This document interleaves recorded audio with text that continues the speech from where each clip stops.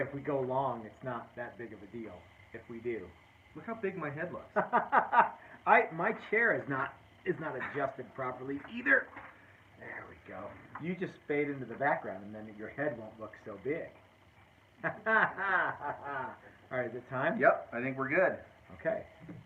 Hey everybody, this is Matt, and we're at Texas Toast Guitars. Thanks for watching our mostly weekly live Q&A about building and repairing guitars, the only question and answer show that's brought to you live with actual guitar builders. You see a lot of people who just sort of get on here and just talk smack like they know what they're doing. But you and I have broken enough tools to know what can be broken and what can not be broken. So we would like to take as many of your questions as we possibly can. We ask that you put a question mark or a bunch of question marks. Several question marks. In front so Chris can see those, and we will get to them and answer them.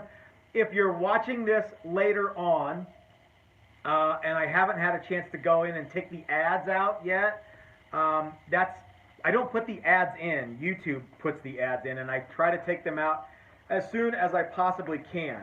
So if you're watching and there's a boatload of, I apologize. That's, again, I don't put them in there. I just have to go in and take them out. So before we jump in, I'd like to thank all of our sponsors for this show. Flipside Music, the great American guitar store in Denver, Colorado. Check those guys out. They've always got lots of cool stuff. Mike Learn Airbrush and Mike Learn Guitars. We've got a really cool thing happening with Mike Learn coming up. We're actually going to film the video a week from Saturday, and I'm not sure when that's going to go out, but it's going to be very, very soon. I'd like to thank the guys at Guitar Wood Experts for helping us out with all the good stuff that they do. If you need any sort of lumber for building your own guitar, please check out Guitar Wood Experts. Give Dan or Calvin a call, and they will fix you up. Let's see, Aqua Coat. We have a new sponsor, Aqua Coat. They're really cool. I like that stuff. And did you watch that video? Yeah. I watched a little bit of it. A lot of people have been using Aqua Coat for a long time, and I've just sort of eschewed like grain filler in general because I'm like, let's just squirt sealer on it and not worry about it. But I think that if you know what I think I did wrong with the Aqua Coat is I put too much on. I think the second coat was way more Aqua Coat than I needed. Yeah, I think so. I just could have mashed it in the side and been done because people were like, I have problems too, and I've put 3 and 4 coats on. I think I put too much on with 2 coats. Yeah. The guitar looked very different after 1 coat, and it looked like it was going to seal up just fine. Mm-hmm. So on the next one, we're going to use that stuff. I'd like to thank our friends at SimTech Coatings for helping us out with SimTech. It's the sealer that we use that goes on top of the Aqua Coat. We've been using SimTech. How long have we been using that for? 3 years, 4 years. More than that, dude. Remember we did those? 5 years, because I got the notice of those first Casanova Casanovas. LTDs. Yeah, so about 5 years now. And of course, there's everybody who uses SimTech Coatings. I can't say who they are, but they rhyme with Fender and Jackson, to name a few. Those guys, they use it. We use it. We got it. We found out about it from Mike Learn, and if you guys haven't tried SimTech Coatings out, please give them a shot. So we've been busy this week. We have been. The shop is a wreck. Yeah. 5-day Build a Classic Strat class. That is cool. We are on day 4, end of day 4, soon to be day 5. It's all downhill from here. We want to be in tune by noon tomorrow. That's my, yes. Well, let's jump right in. Let's jump into some questions here. What do we got? They already moved. Okay. I got harassed because I didn't have the mic plugged in. Okay, well, we got that done. That's a thing. Okay. Just Ron wants to know if we can commit 2 to 3 people or so, any chance of the 1-day body class? Yeah, I don't see why not. We need to get a couple 3 people to do it. You know what I mean? I wonder if Just Ron has like he wants to bring him and his buddies come over. That's kind of what I was wondering. That sounds cool. Yeah, and if you got 3 guys or more, 3 to 4 guys that want to do it and that can all commit to something, get a hold of us and we'll see if we can put something together. Yeah, we can do a special, like a one-off class like that. That sounds fun. Yep, cool. All right, Randy King says, I'm going to be doing a fabric top on a telly I'm building. Okay. I want to use an aerosol 2K clear. What type of spray paint can I use for a base? Does it have to be 2K? Would acrylic lacquer work? Okay, Randy, every single thing I know to be true, 100% factual, works every time, is in my workshop blog on how to do a fabric top. If you go outside the reservation, you're kind of on your own. You're blazing your own trail. I would say, yeah, you probably can do that stuff, but I don't think it would be as good. I would do some testing before I committed to doing that process on a body. I would assume that you could probably use you could glue the fabric on, and you could use some sort of 2K out of a can as your sealer. You know what I would do? I would get the blank. Like it's square. Glue down your fabric to the square with Titebond, like we do in the thing. Get Simtech and roll it on and brush it on, and you don't need any spray gear to do that. Yeah. You can roll it on, you can pour it on there, you can smear it around and sand it off, and then cut out your body, and then do whatever you're gonna do, and then you can finish with aerosol, lacquer, 2K, whatever you have access to, just like you would if it weren't a fabric top. Yep. That would be the best. That'd be the way to go. Otherwise, we can't give you a definite answer. Yeah, people are like, hey, does epoxy work? I don't know. I've never tried it. Yeah. Does this work? Beats me. Never tried it. Yep. All right, Yvonne Shank. Yvonne or Yvonne? It might be Yvonne. Okay. I'm preparing to route a neck pocket for a set neck SG. I have some 3-degree wedges. Where should they go under the neck pocket template? Well, I would say that it sounds to me like Yvonne wants to. You don't really need a wedge. You know what I mean? It doesn't have to be a wedge. It just has to be, as long as that piece of material. Okay. If this is the fender template and you want to make it be 2 degrees, it doesn't need to be just 2 degrees here or here. It needs to be 2 degrees here or 3 degrees, the whole thing. And you could accomplish that by putting a wedge here or a wedge here. They're just going to be different heights. So what I used to do is I would put something at the very far end here and make sure I didn't sag when I was routing. I'd have a thicker template than this, and actually set my angle on the template, and then put my router on and route.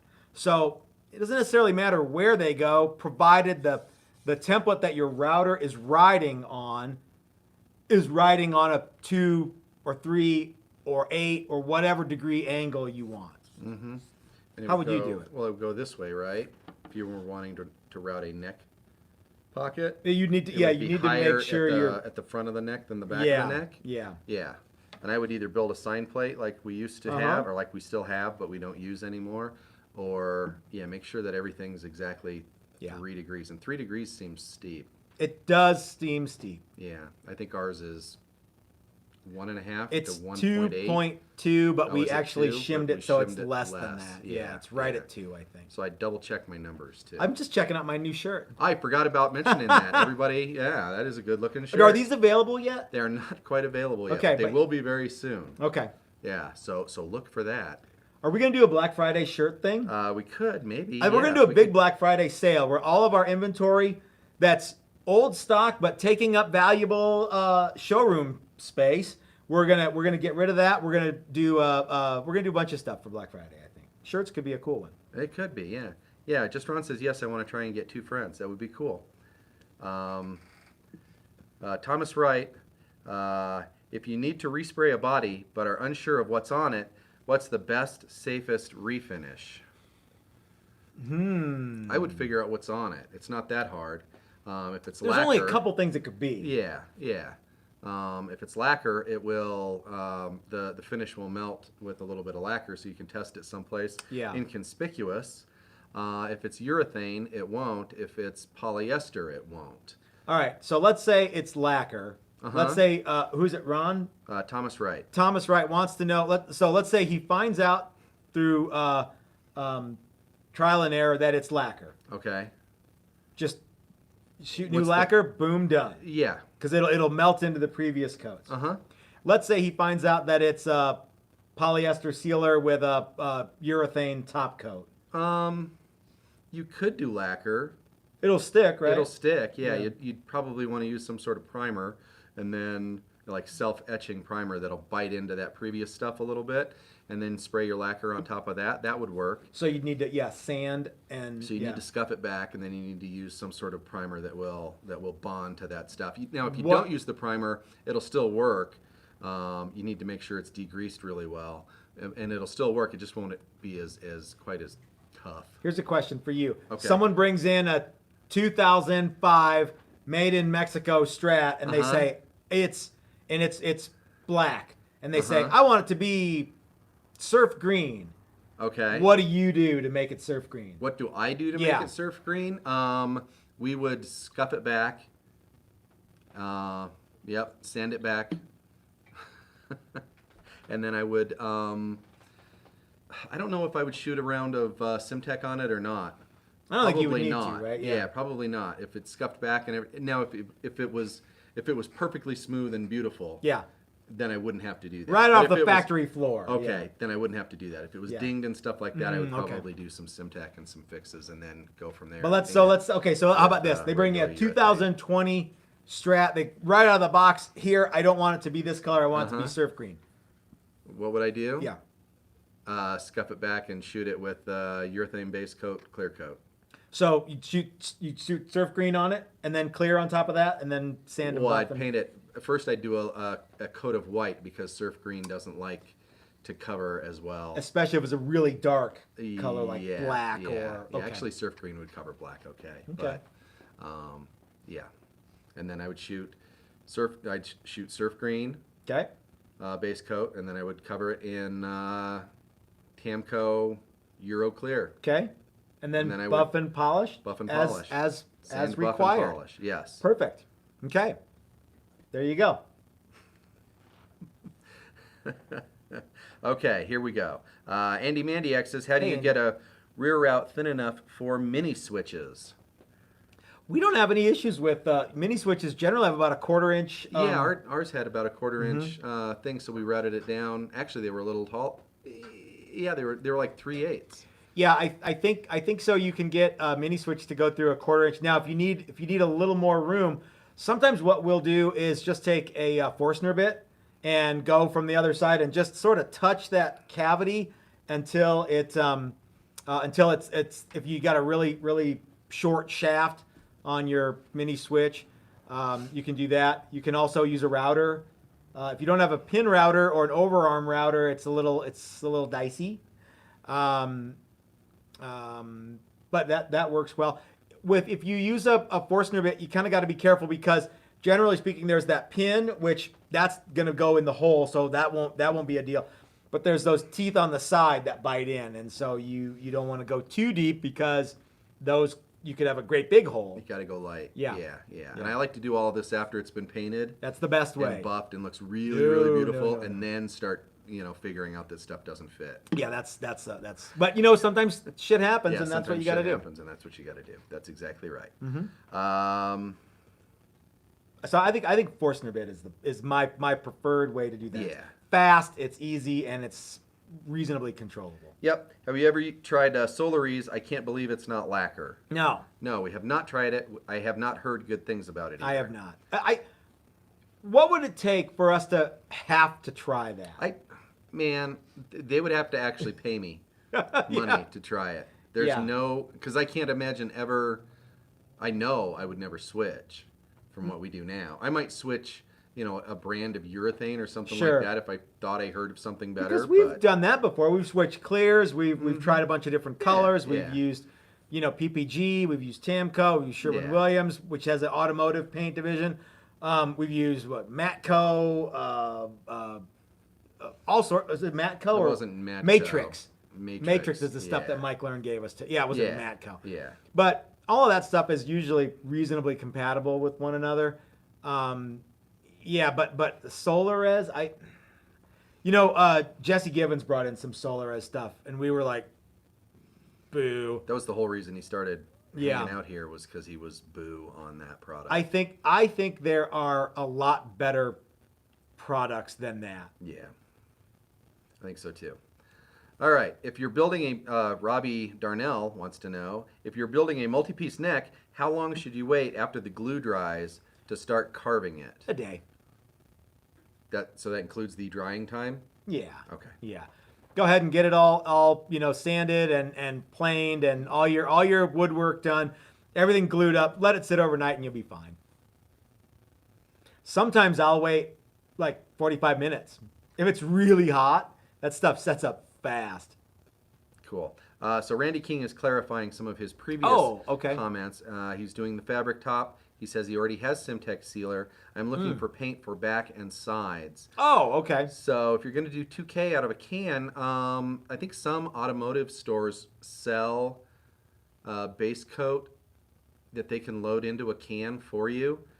There's also places, I know Andy the Saint uses an online place, and I've used some of them too, where you can buy base coat, any color you want, any color that's ever been made, car paint in a can. That's neat. In an aerosol can? In an aerosol can. Can you spray lacquer like Duplicolor directly over Simtech? Yes. Yeah, absolutely. Yeah, you can if you want to go. But I mean, you're already at the Simtex stage. You might as well. But I'm just saying, if you have something lacquer, good. yeah, well, you're he's right. talking about how he wants to spray 2K over the top out of a can. So Gotcha. he's gonna use that one brand that actually works pretty well. So what I would do is get the color online from, I forget what Randy? it's like. Automotive Finishes, I think, is one. Okay. But just Google automotive touch-up paint and it'll pop up. Randy does a lot of color Does he? coats and spraying. He should invest in a rig. Yeah, it wouldn't take all that much, especially since you're doing guitars. I A think fairly you small could, compressor. Yeah, I think you could pay for that. That would pay for gun. itself in a few finishes. Yeah, I would think so too. Yep, because you can buy paint, at least here, you can buy automotive base coat in half pints, 8 ounces, and sometimes you can even buy it in 4 ounces, which is enough to just do a guitar. And I know Tamco, you reduce it Tamco also sells, they sell 2-ounce test kits, which might be enough to get you a guitar body. And especially if the top was fabric. Yeah, just 8 ounces. Yeah. So there you go. All right. Gonzalo Leal asks, what brand do you guys recommend to use when you have to make a solid flat white finish? I've been using Sherwin-Williams Poly Clear before white base, and after buffing, Pickguards doesn't match colors. So you want to do a solid flat white finish? That's a hard finish to do. It is. So the way we would do it is I would shoot the white, I would shoot the clear, and then I would scuff that clear back to a matte finish. There's an alternative to that. You could shoot the white, shoot the clear, mixed with a flattening agent. That's one way. That's another way to do it. You can also just buy flat clear. That stuff kind of buffs, right? It can get shiny. Yeah, it can get shiny. The problem with all of those that's not scuffing it back to a matte finish is if you get any dirt in it or anything, it's going to show. And as soon as you try and scuff a matte finish back, it goes all to hell. Yeah. It doesn't go well at all. So Mike Learn taught us the trick of scuffing gloss finishes back to a matte finish. And if you get a little burnished spot that gets a little too shiny, you can always just re-scuff. Yeah, and so what you do is you'd scuff it back to like 800 grit sandpaper. You'd wet sand with 800 grit and then maybe 1,000, and then some sort of wax product over the top of that, like car wax, to just kind of blend it in a little bit and give it a little bit of shine, a little bit of evenness. That's the way I would do that. Any white finishes are always tricky because little bits of crap get in the white too. So we did a double neck for our friend Jim Fuller once, and he's like, I want the body to be white, and we're like, geez. And what he thought was, we thought white was gonna look lame. Yeah. It actually looked really super cool. The downside is that like any specks of dust or metal flake from the last thing that we painted, metal flake gets in there and it's like, geez, it sticks out like a, geez. it sticks out like a sore dick. Especially Sore if you're the dick. painter and you know where it Yeah. is, then you just can't ever not see it. Yeah. And the worst thing you can do is point it out to somebody else, because then they can't unsee it either. Was his guitar bound? don't No, think it was. wasn't. No, but it was. The necks were glued in, and yeah, there was a fair amount of masking and fun stuff like that. And yeah, Mike Learn hates white so much. I think he He refuses sends it. to do it. He sends all the guys who want white finishes to us. Yeah. So, but yeah. We got a referral from Drum City Guitar Land the other day. Oh yeah. Yeah, I don't know anybody at Drum City Guitar Land. I know that it's a place, and I it's a cool store, but we don't know anyone there. So that was very nice of them. Yep. Yeah. Yeah. Dan J, I have a crap kit guitar that has a neck pocket that is that has a neck pocket that is too large for the neck. Can I shim the neck pocket to make it fit, or should I shim the neck for a better fit? I would shim the neck pocket. That's what I would do too. I think would it get looks some. better. Yeah, I think it looks better. I would get some veneers, which are usually 23 thousandths, and go all the way around. And that's the way I would do it. You know what I did one time? I actually took epoxy resin, and I wrapped the neck in cellophane, and then I mashed a bunch of epoxy into the neck, and then I mashed the neck in there, so it was a 1-to-1 fit. I bedded the neck into the neck pocket. That worked pretty well. But you can't get the cellophane to be, perfectly even. So there was these like kind of weird overlap looking things on the cellophane. But it did work. And yeah, now there will be people who go, oh, you can't put that in there. But yeah. You told me about that, and I did that on a vintage Jag. Oh, you did? I did. How yeah. did you release the neck from Cellophane. Okay. Yeah, same way. Tried it. It worked pretty well, and then I added a little more stuff to it, kind of smoothed it out a little bit, and then I painted it. And it looked great. And that guitar got sold for pretty big money, not by me, by the next or the third down the line from me. So that's a way to go too. You could use plastic wood and mash it in there, and that would be well, you could do it. And if you don't have any veneer, that'd be a way to go. Yeah. Here's a fun question. Okay. Richard Edwards says, can those mini guitars like those Squier Strat Minis be set up properly to be tuned to E without being all wonky? Or do they need to stick to G or something else? Wow, that'd be a slinky guitar. That's the wouldn't it? problem, is the scale length is so short with regular guitar strings, there's no tension when you tune to E. How long is the scale on? They're like, I think it's 20. Oh, that okay. I don't know. Somebody should tell us. Yeah. But I know from experience that tuning to standard E with a really, really, really short neck guitar and regular guitar strings, they're just all floppy. So what you'd have to do is increase the string gauge, which may go against that guitar's intended use. So here's a little mini guitar kid with 1356 strings on it. The low E is actually a G from a bass string or from a bass set. Yeah, some big monster. So I'll bet you could get it tuned to. Yeah, he said G. That would probably get you there. But I don't know, because I haven't played with one of those all that much. But I have played with some short scale stuff. This happens a lot when people go, I want my Gibson, and I want to tune down to drop. I want to drop down to G or B or something, and this crazy low tuning, and then drop my E string another full step, and it's just like it flops all over the place. So yeah. There's a way to make a baritone, and it's have a longer neck. So. Jay Kelly says, I'm always intrigued by the Gibson Modern template in the back. How many of those have you made or had commissioned?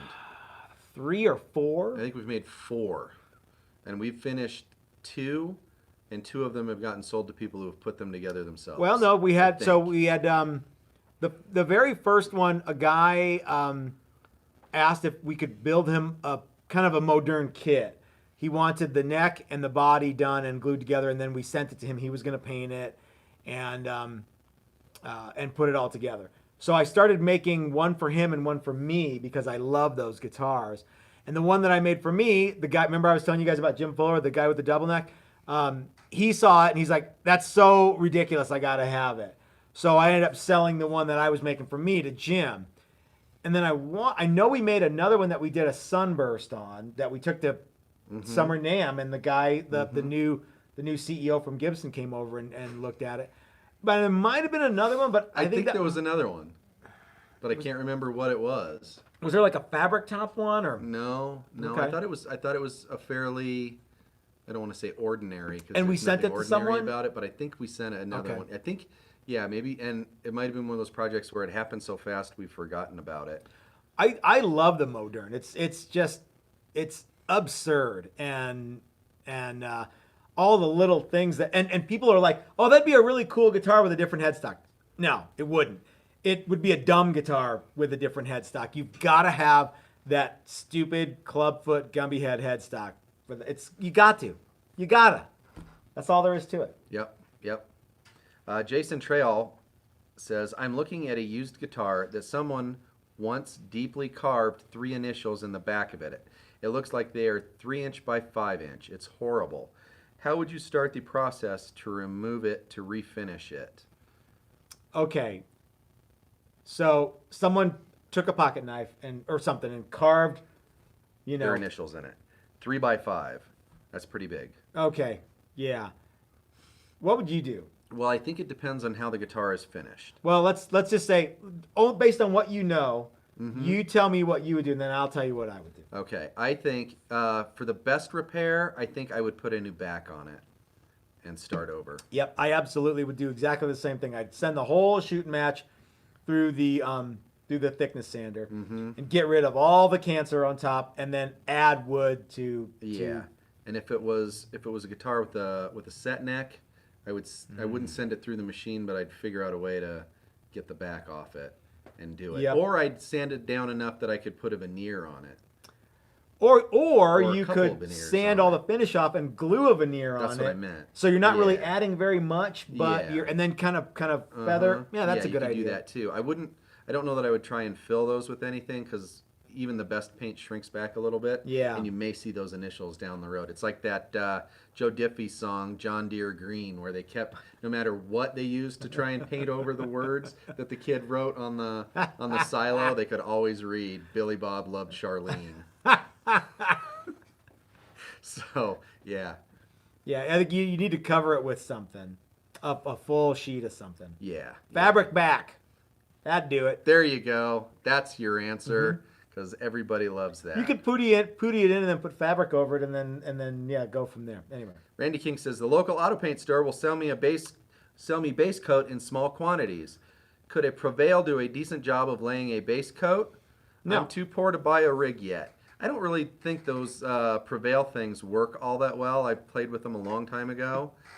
He says I'm too poor to buy a rig yet. Okay. Well, I don't think they do. If you have a compressor, I would think you could do a better job with a $9 Harbor Freight gun than you could one of those Prevail things. And those Prevail things aren't that cheap. No, they're unless you already have it, then I guess. Well, if you have the one part, but you always got to buy the aerosol. You got to buy the aerosol thing, yeah. So the Harbor Freight cheapo guns will do a better job. Especially for like a base coat, you'd be pretty okay with that. Yeah. So for $9 and an air gauge on it, I think so too. You might be good. Although Mike Ivy says he's used a Prevail and it worked just fine. Cool. So there you go. Well, you and I are really spoiled by our paint stuff. Yeah. And we don't have like the fly smooth shit paint rig. We have a nice paint booth and we have some nice gear, but like compared to, Mike Learn, he's got everything. And he's got 10 of everything. And he's got the top end of everything. Yeah. I've done a fair number of pretty good paint jobs outside. On nice days, you'd be amazed at what you can get away with a fairly cheap gun and some paint. Yep. So, Jay Kelly asks about the headstocks on the Moderns. What did we use for those string trees? Chris custom made those. We made those, yeah, Yeah. and really all it was some aluminum tubing that we cut down, and then we beveled the tops so that the screws hid really well, and they're just mounted on there, and they're just We actually string bought kind like of guides. aluminum bushings, didn't we? Didn't buy like Yeah, you're right. We bought aluminum Yeah. bushings, and then we cut those down because they were. And then you they were a polished little them up thicker. nice and Yeah, we polished them and we cut them shiny. down, and it was it's one of those. It wasn't hard, but it took a little bit of time because it was. You wanted to make them look nice. There's a guy that makes reproductions of those, and they're really expensive. Yeah, they're And $50. Jim got for- them. Yep. Yeah, and his were gold. And so we went, oh, well, we don't need them in gold, Yeah. and I can probably make something just like this. So, yeah, I like making things, one-off time. One-off times. Yeah. If it was, all right, Chris, we need 50 more of them modern string guides. Yeah, because there were, 4? It wasn't a lot of them. No, That I think it was easy. all of them, wasn't it? No, it was 4, because remember the other 2 we did backwards. We That's put the tuners right. on backwards, so the string guide. That's for the most strings were significant perfect. cool thing that we did on the Modern Yeah. was the E strings, we mounted the tuners such that the gear was away from the body instead of close to the body, and the strings wrapped from the outside in rather from the inside out. So it was a way to keep those guys come straight off the nut and to the tuners. Yep. That was cool. Yep. Randy King wants to know what size compressor would he need to paint a guitar? Well, How big is that one that I have? that's a Is that a- 20-gallon is it or a something. 20? Yeah, I think so. How big is that? 50? 60. 60? Yeah. I think I have a 20-gallon tank. I think I paid $100 for it. You can probably find them used for less. I just went and bought the cheapest new one I could buy. I think they're 120 now. Yeah. And it's loud, but it works. Yeah, you get the biggest one you can afford, but you don't need a great big one. I've painted I would with- steer I've clear of one of painted those with it. pancake. Have you? Yeah, you can't use a pancake. You can't get enough air out of that. But if you're just painting like a telly body, you can probably get away with a 10-gallon. So whatever, those pancake ones for nailers, the next size up. The next size up That's at Harbor the Freight. minimum that you Yeah, wanna that's the get. absolute minimum. And if you get the oil one, they run quieter, and a lot of times they're cheaper, and they pump up faster than the oil-less ones. When I bought mine, I was actually going to buy the air compressor that we have was going to be the next size lower. But for an extra $5 or $10 or whatever, was I could get the great big one. The only downside was it was $220. So I had to unplug the refrigerator or the dryer every time I wanted to use it. No, I had to run a dedicated 220 circuit out to my shop at the time, and yeah. So sometimes if you don't mind a little bit of extra juice, you can get a lot more compressor for not a lot more money. What? This Jason Trayall says you guys need to donate a tripod to Mike Learn. His live show today was like Blair Witch in the daytime. I didn't see very much I that. I haven't seen tuned it. in for a little bit and said hey. I think his wife was I bet you holding she was shooting it. the rig and They'll watch it and they'll figure it out. yeah. It's Our tripod setup is how much? Man, we're like $40 into like Amazon the whole Basics thing. on it. Yeah. Yeah, we're pretty yeah. Like when Dylan and Dan and every big YouTube guy shows up, they have these like big massive tripods and they're wheeling them in and they got all this stuff and we're like, Nick, there you go, done. Yep. Gonzalo Leal says, sorry, maybe I misspelled something. I was trying to say that white finish never gets actual white. It's like clear coat added some yellow tone. That's why the white pickguard doesn't match with the finish. I see. Okay. Yeah, so white is one of those colors where you think, oh, it's just white. How many whites could there Yeah. be? And then they drag out the white book, and it's like, well, there's a million whites, and none of them are actually white. And pickguards can vary from pickguard material They sheet can. to pickguard yeah, material and sometimes sheet. what you see in a pickguard, especially white ones, is you're also seeing a little bit of whatever the other color is underneath the black. So it's got a little bit of a gray hue to it. Now, if you take the white pickguard to the paint shop and they match that white, and then you're spraying quality clear over the top, it doesn't match. I don't know an answer for that, but a lot of lacquers have a little bit of a yellowish hue to them, and they yellow really fast. Yeah. That's one of modern plastics things that they're trying to do more and more is to get to get white, not to yellow. And each iteration of plastics that gets better, they don't yellow as much. There's UV protection and stuff now, and all of that. So yeah, I would say the hot setup would be go to the paint store and actually match the pickguard you're using to the paint you want to use. That might not be a bad idea. The other solution, and this is not really a solution, not white. Black pickguard, or not white paint. Yeah. But he's probably got a customer that wants what he wants. Exactly yeah. white to match the exactly white thing. Yeah, you might. You might spray the pickguard white. I don't know that that's a very good answer either, but yeah, you could do a clear pickguard with the white on the back. That would be an answer too. Yeah. Okay. Yep. How about this? No pickguard, top or rear route. You could do that too. Yep.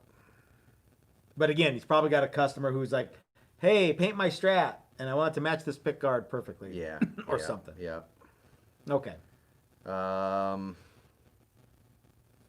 I'd love to see a demo using aqua coat with stain mixed in to bring out the grain. That'd be neat. We should try that. Yeah, that would be cool, especially if we could do something like that dog hair kind of finish. We've done Get enough white in it. We've done grain filler, homemade grain filler that we mixed brown and black in and smeared it into ash and to kind of make that grain do stuff.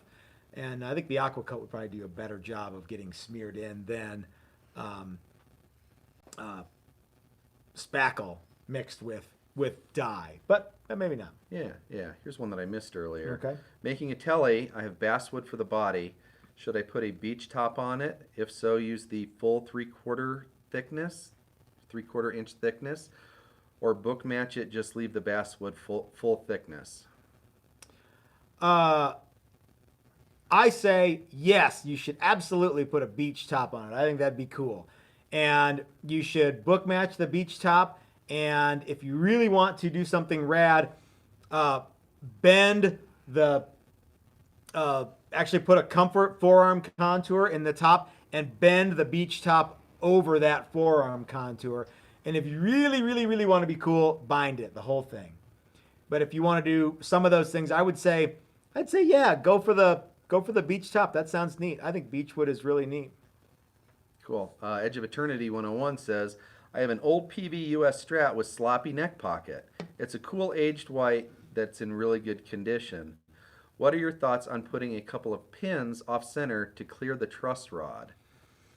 So pin the neck to the body to stop the sloppy neck pocket, I think is what he's asking.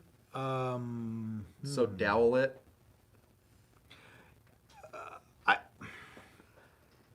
To access the truss rod. No, to clear the truss rod. So he's talking about putting a couple of pins. So this is all sloppy when he puts his neck in. Okay. So he's talking about putting a couple of pins in that clear, that don't interfere with the truss rod and don't interfere with the screws. Up through the back? Perhaps maybe you want probably through the back, under the plate. Under the plate. Yeah, that sounds like a good idea. Yeah. Okay. Yeah, that might work. You could also just shim it up. But if it's white and the paint work is really nice, and you start adding wood, then you get this weird wood outline. That's true. Yeah. Yep. Yeah, if it bothers you and it wiggles around a lot with just the neck bolts, you might try adding some mass to that. Ken Tipton says, just curious if I'm getting any closer to playing my Texas Toast. You need to remember. I was actually wondering when Ken was going to ask, and not because he really should ask. We are still waiting on the Dancing Bear fretboard that is in production, and I got an email from Russ about that. Ken, if you want us to just go ahead and say, I don't want the Dancing Bear fretboard, I'll get it going with just a regular fretboard. let me know, man. The problem is, you guys won't believe me when I tell you. The problem really is that COVID is affecting all of this stuff.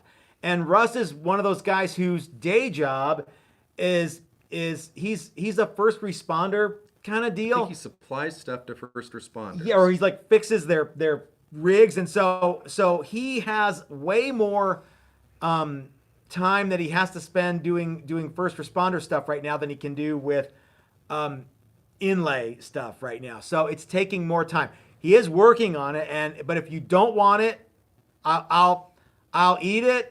I'll pay Russ, and I'll just put a different fretboard on there, and we'll just go. Let me know. Yeah, so send Matt a.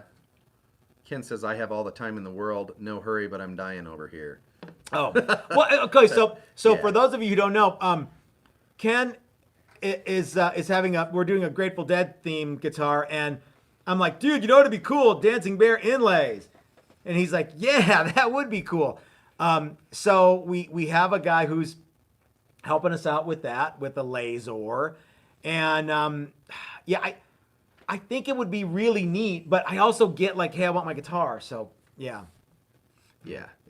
I think he was kind of just busting your chops a little bit. Well, too. Could be, but I feel bad because it's like. Well, and it was one of those things where Russ had done several fingerboards for us pre-COVID. Yep. And it always took, a couple weeks, something like that. Yeah. And then all of a sudden we had 4 or 5 things, and we ordered them from him, and COVID hit, and he couldn't do any of it. Yeah. And so then he got us a couple of the easy ones that he'd done before that he had Blocks. Yeah, And all the artwork for. And the Dancing Bears is way more complicated. The Dancing Bear is also a trademarked thing. Yeah. So Keep that on the down low. Yep. We don't know who did it.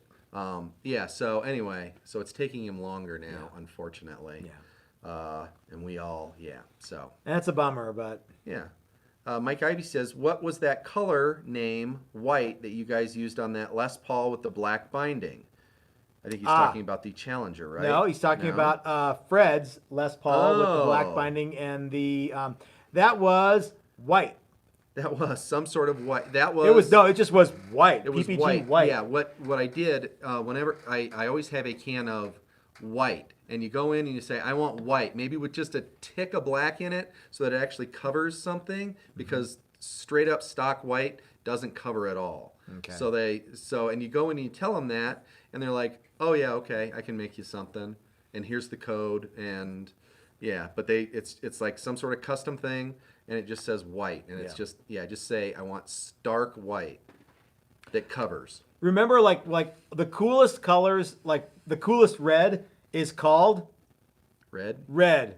Yeah, it's like, really? That's all you can. You don't have like Marlboro red. Well, we can't use that because red. That's what it is. Yeah, it's Coca-Cola red. Coke can red is in fact red. Red. And a lot of colors have whoever initially commissioned that color. I painted a bunch of stuff. It was this tomato soup looking color, and it was some airline red. Oh, okay. Yeah, it was like, I forget, Qantas red or something like that. It's a fleet color, right? Yeah, it's a fleet color. Yeah, and everything they paint in red is that fleet color. Yeah. And it becomes a thing. Yep. And you can buy it too. You can get Disney Gold. Ask me how I know. Yep. Disney Gold. Yeah, we had Disney Gold, and it was, if you think of gold in your head, that's kind of the color. And maybe it's because of Disney. Maybe. Yeah. The wonderful world of Disney. Doug Santinella says, took a couple months for my Joey Dano. That was took one of the long ones, time. and that was a fairly easy one. Do you know what I'm going to do on one of the days coming up, one of the very few days in the next couple weeks that you're not going to be here? What I'm going to do? Say that again. Okay. We've got so much stuff on the horizon right now that we're going to be here, but I know you're going to take some time off. One of the days that you're not coming in here, you know what I'm going to do? Learn to fart? No, I'm very good at that. You know what I'm going to do? I mean, you don't know what I'm going to do, but you know what I'm going to do? No. I'm going to do a video series on wood binding, and I'm going to use Doug's Kalamazoo single cut. How's that? For the we're going to bind the body with wood, and we're going to bind the neck with wood. Now, neck is way easier, but the body is going to be it's going to be difficult. I'm going to make the binding, and I'm going to attach the binding onto Doug's Les Paul shape. I'm sorry, Kalamazoo single cut.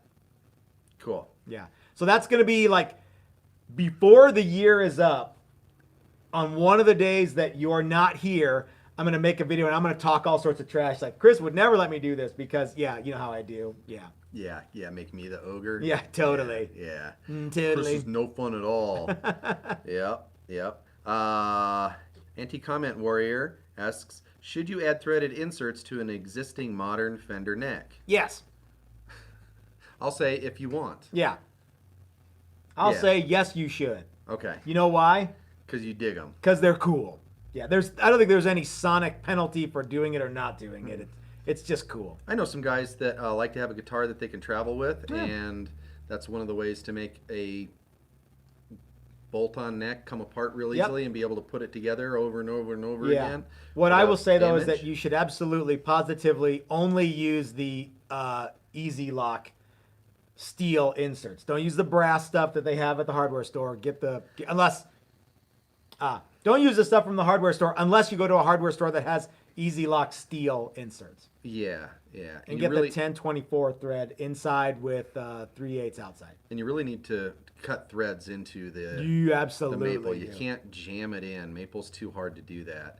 And yeah, especially, well, with all of them, with those brass ones, they just bust apart and make a mess out of the neck. Those are made to go into fiber. How board. I know, yeah. Where is there any decent source for like a how-to on how to do that? Yeah, I've seen a couple of videos from a place I think called Texas Toast Guitars. That's right. On how to do that. Yeah. And the guy made it look really easy. It's super easy. And super fun. Yep. And it was entertaining, and I had a great time watching it. You know what? We should get the Brad puppet out of it so you can show not how to not do it with Brad Ango. Sorry, Brad. We love Brad. All right. Sorry. Whatever. He says, I'm also thinking about recessing the back plate and the neck plate. Thanks, though. I watched your video. Cool. Yeah, it's a cool custom thing. You know, as Americans, how about this? As humans, we like to personalize our stuff. And even if we're the only ones who know that it's got these things in there, that's a neat thing, and it makes people feel good to have like a cool custom thing that not everybody has. Yeah. I like it. Edge of Eternity 101 says, inserts are hard to install. Are the outer threads a common tap size? Yes. They'll usually tell you on the package. 5/16 drill size, and they're 3/8 20 whatever thread pitch. It's yeah. They'll tell you which one you need, and then you can buy the tap. Yep. If you had a fretless fretboard, what design would you put on it? I wouldn't put any design on it. I think that fretboards are fine just the way they are. Don't mess around with dots or blocks or tree of life or any of that shit. For one, it's not for me. I can't see them because I have a big fat belly. I can see the side dots okay, but I don't play the guitar like this, looking at my face of my guitar. Look at all that gray hair. So I think that wood looks cool, and that's what a fretboard should look like. Yeah, you made that fretless bass and had no markers, nothing on the fingerboard, and it looked really nice. Frankly, frets kind of cob the whole thing up. I think they do, yeah. That's just the beginning of the cob. Here's a question for you, Chris. Okay. If you took a Fender bass and you took the neck out, and you commissioned me to build you a 32-inch scale replacement fretless bass neck, how's the easiest way to intonate that? I don't think that you can, because there's no place to intonate it. That's right. You don't worry about it. Somebody once asked me, they're like, on your fretless, like the half fretless portion, maybe you should just put an intonation dot on the 12th fret. And I'm like, first of all, there's no such thing as an intonation dot. And what in the hell would that do on a fretless bass anyway? You don't even really need to tune a fretless bass. I mean, really, get it close and just slide around until you find all those notes and a whole lot more are there. They're there. You have to find them. You just got to work a little harder. That's the difference between that and a precision bass, where you do actually have to. You get to intonate it, and you get to play in tune, but you get and it's easy. Once it's in tune, you can only play it in tune. Yeah. You can't play I can Quarter figure out a way. notes. There are a Well, lot of people no, who you know what I mean. have told me that I need to tune guitars for our reveals, and I'm like, yeah, man, We yeah, you let we me know. do, Let me know yeah. when you can be here on Friday. I'll be glad to let you play. Okay, what else we got? Ken actually says something similar. He says, Matt, people complain about your playing. You think if you had fret dots, you could play better. Yeah, no, no. Yeah. I can't see face dots, so yeah, people will still complain about my playing. I'm okay with that. You know, when you're as sexy as I am, people just find stuff to bitch about. Yeah, yeah. Caleb Harbor asks, thoughts on converting a 4-string short scale bass to a 6-string baritone? Need a fixed guitar bridge that'll take chunky strings. So a 4-string like a Bronco and turning it into a 6-string baritone, I think is what he's asking. It's a big conversion. It is, yeah, and you got to fill the holes in the neck, and it's one of those things that's a fun project, but I don't know that it's worth the squeeze, other than it's fun. Yeah, yeah. Well, but I think But that maybe. I think that it's fun is a perfectly acceptable reason to do something, though. So, yeah, you could do it, but it would take some doing.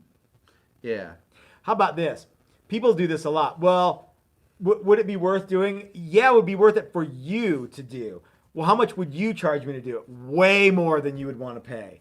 So yeah, if you put in all the labor, it'd be pretty neat. If you paid someone else to do it, yeah, you're better off to just buy another guitar. yep, yeah.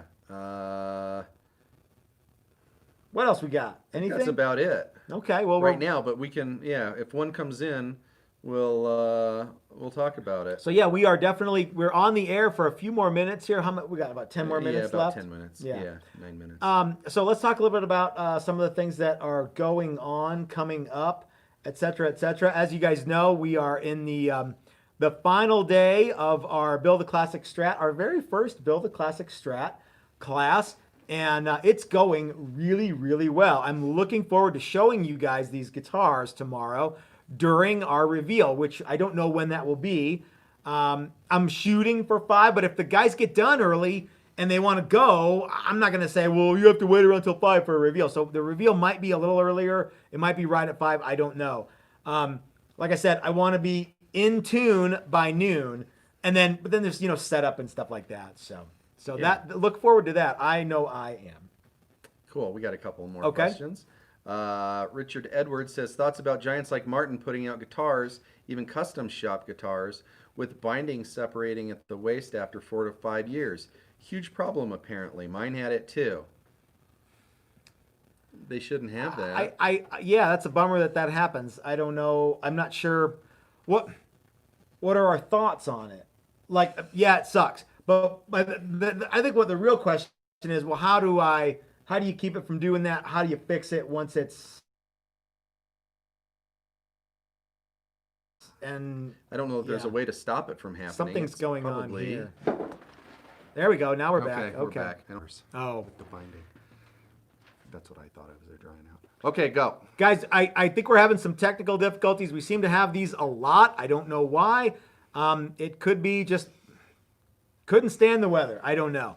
Because we said Martin, we talked bad about Martin. Yeah, we did. We just said that's a bummer that something that happened on a Martin guitar happened. Yeah. So we're going to go ahead and wrap this one up because when this happens, it usually happens a lot. So thanks for watching our Thursday live stream question and answer. I really enjoy these, and I like all the questions that you guys have. Tune in every Thursday that we do these and let us know your questions, and we will answer them to the best of our ability.